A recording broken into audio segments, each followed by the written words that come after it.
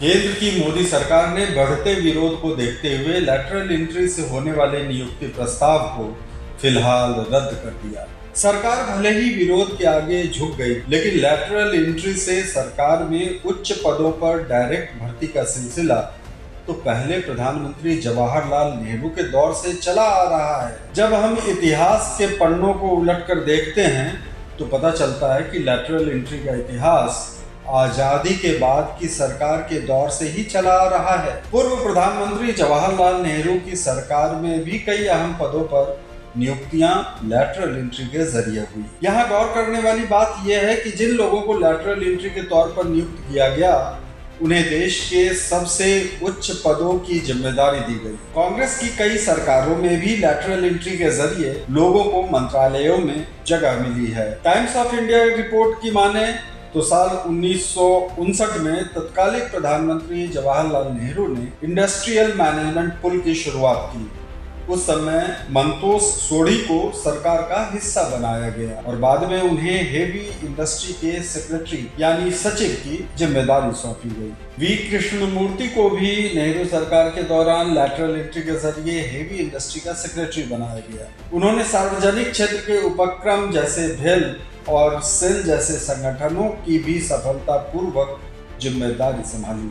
ठीक ऐसे ही नेहरू सरकार के दौर में ही डीवी कपूर 3 मंत्रालयों के प्रमुख बने। उनके पास बिजली, हेवी इंडस्ट्री, केमिकल विभाग की जिम्मेदारी थी। वह तीनों विभागों के सचिव भी रहे। साल 1954 में आईजी पटेल IMF के डिप्टी आर्थिक सलाहकार बने।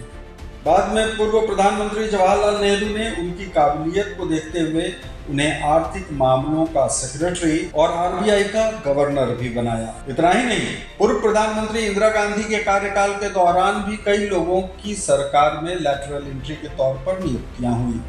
साल 1971 में पूर्व PM मनमोहन सिंह कई अन्य कार्यभार संभालने से पहले वाणिज्य मंत्रालय में आर्थिक सलाहकार के रूप में शामिल हुए।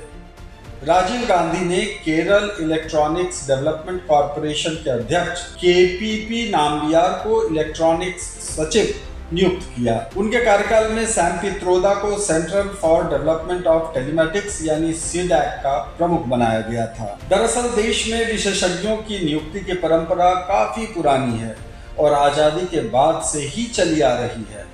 इसे पूरी तरह से रोकना संभव नहीं है। पहले राजनीतिक नेतृत्व के द्वारा इनका चयन होता था और इन्हें नियुक्त कर दिया जाता था, लेकिन प्रधानमंत्री मोदी ने इसे संस्थागत रूप देते हुए UPSC को ऐसे विशेषज्ञों की चुनने की जिम्मेदारी दी। लेकिन इस बार नियुक्ति प्रस्ताव पर विवाद होने के बाद प्रधानमंत्री नरेंद्र मोदी ने लैटरल एंट्री से नियुक्ति की प्रक्रिया में सामाजिक न्याय के प्रति सरकार की प्रतिबद्धता को ध्यान में रखने की सलाह दी है। जाहिर है, विशेषज्ञों की सीधी नियुक्ति को आरक्षण के प्रावधान के साथ नए सिरे से शुरू किया जा सकता है।